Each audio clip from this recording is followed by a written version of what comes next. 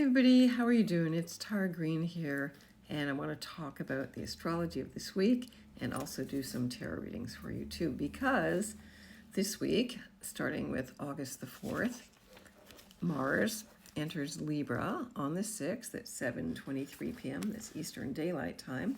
So Mars is going to be in Libra sign. So that means that Mars is considered to be weak when it's in Libra sign, but it's always about balance, trying to balance that martial energy, that aggressive, that testosterone, that warrior energy is now going for peace. So that's a good sign in the world, right? So the drive is for relationships, for balance, for all signs, because wherever Mars is kind of ruling the energy of the world. But Mars is indecisive, really asks what everybody else thinks and is not in its usual me first kind of attitude. But there's going to be a big aspect coming up on the 8th. So this is a red letter day. Mars, the planet of action, the warrior planet, opposes Saturn at 10:52 p.m. That's Eastern Daylight Time. And that's a heavy duty aspect. Okay, so that's a danger zone. That's a warrior aspect. Mars rules Aries, and Saturn is the planet of limitations, obstacles, testing, maturity, karma. So this is a kind of karmic vendetta or a standoff. So you'll see this reflected in the world. Saturn is retrograde. It's right at the beginning degree of Aries. It's not too long. It's going to re-enter. Saturn will re-enter Pisces September the 1st. So Saturn is sitting at like 1 degree, right at this very important catalytic 0 degrees of the zodiac. Okay, so that's a difficult aspect. And then the next day, on the full moon at 17 Aquarius, which I'll make a separate video about that, Mars opposes Neptune. I mean, Saturn and Neptune are very close right now.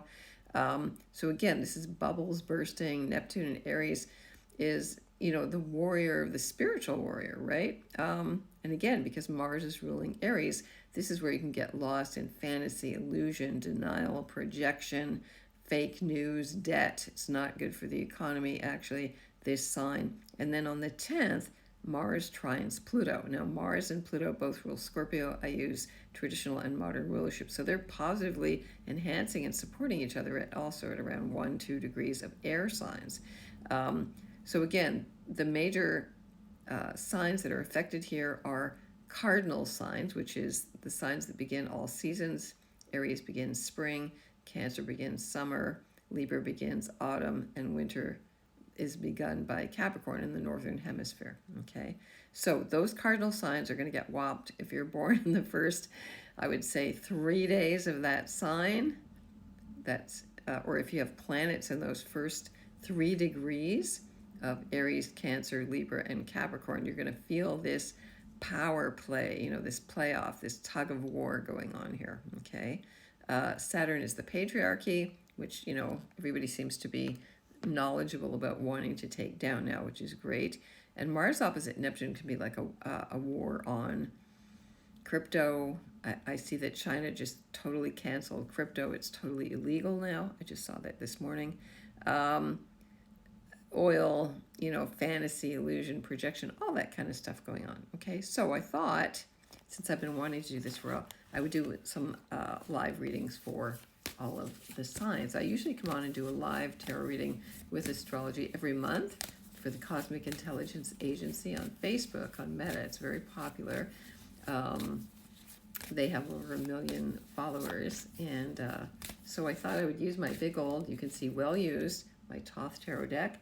I'm going to use my special Herkimer Diamond Crystal, which I always use to cleanse my deck and invoke some prayers and open my crown chakra and my third eye and my throat chakra and my heart chakra, my will, my womb, my root, okay, and down to Mother Earth. Okay, so Aries, what do Aries need to learn now? Because, of course, with Mars in your opposite sign, again, it's going to feel like a push me, pull you anyway. So let's see what Aries gets here. Okay, you get the Knight of Cups. So the Knight of Cups is a very beautiful card here, court card. This is the Thoth Tarot, so the cards are layered a bit different. This is Pisces energy. This is about surrender, Aries. This is not something that you're familiar with, but Mars in Libra is all about surrendering to your partner, surrendering to the other side, listening, not being all hell-bent on this is what I'm doing, screw you. This is also about gratitude. So what do you have to be grateful for? So remember, all people with any Aries planets in the beginning signs, beginning degrees rather, what do you have to be grateful for? Now, we always have to be grateful just for being alive, just for witnessing the new day, okay? So this is about compassion. This is about giving back. The knight, the green knight, actually, is pursuing the Holy Grail. The Holy Grail is always the womb. It's the divine feminine. You can see there's a symbol of Cancer, indicating also the moon, the womb, all of those energies. And he's on a beautiful white flying horse like Pegasus, right? Okay, so Aries, remember that. All right, so now we're going to do Cancer. Now, Cancers are very emotional, very sensitive. Wherever the moon is, and you have to pay attention, Cancers, to the moon changes signs every 2.5 days. Wherever the moon is, that's what your mood is. Today, the moon is in Sagittarius. I have the moon in Sagittarius. I am dressed just like a typical Sagittarius, very casual. You can see my nails are not done. I'm in garden mode, so I don't even bother trying to keep my nails because it's impossible. They're always full of dirt, but I love it. All right, so Cancer. Now with Jupiter in Cancer, this is your best day, and the best day of the year is coming up. And I'm going to do a workshop about this on Sunday, on the 10th. The best day of the year is when Venus conjuncts Jupiter on the 11th, okay? And they're conjunct Sirius. So never mind any of that Lionsgate baloney. That is not real. That is not relevant. I'm really calling all the fake commercialized stuff out there out, okay? I've been around a long time. I know what's real and what isn't. Okay, so there you go. There's the card of Sagittarius. Okay. So Cancer, this is about speaking your truth. This is the 9 of Wands. It's strength, spiritual strength, strength and truth. You can see the sun and the moon, kind of like a sun-moon opposition there. And I'm a double Sag, so this is actually kind of relating to me in a way too. But anyway, the 9s are always about completion. Wands are about spiritual energy. So speak your truth, Cancer. Don't be afraid. Jupiter is going to give you courage. This is about daring, this is about traveling, this is about higher education, this is about tuning into what your feelings are telling you, okay? And it's about finishing a spiritual project or a dream. The sun and the moon has to do with the conscious, the unconscious mind. What is it you really want to do that you need to complete?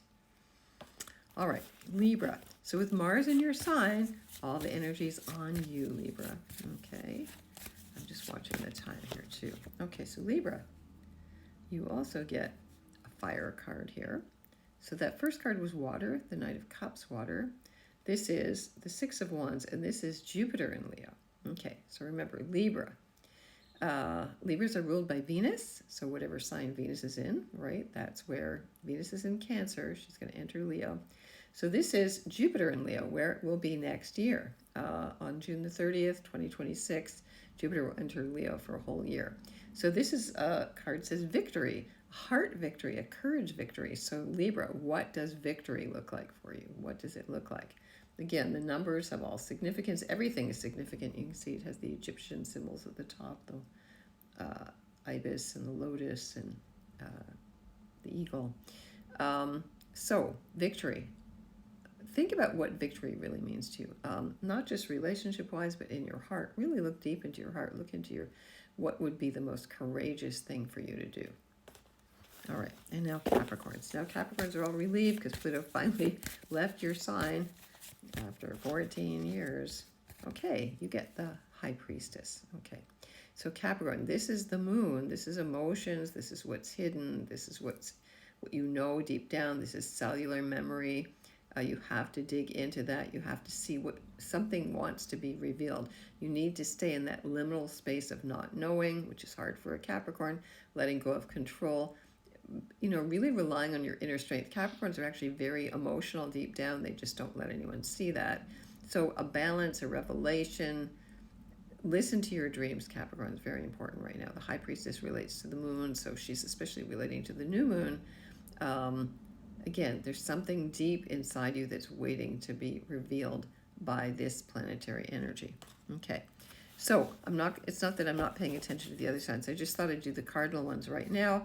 The air signs are also important right now because there's a rare grand air trine going on as well with Uranus and Pluto. And anybody who has any planets at the beginning, like Mars, actually is going to Mars and Libra is going to form that very powerful grand air trine. So I'll get to that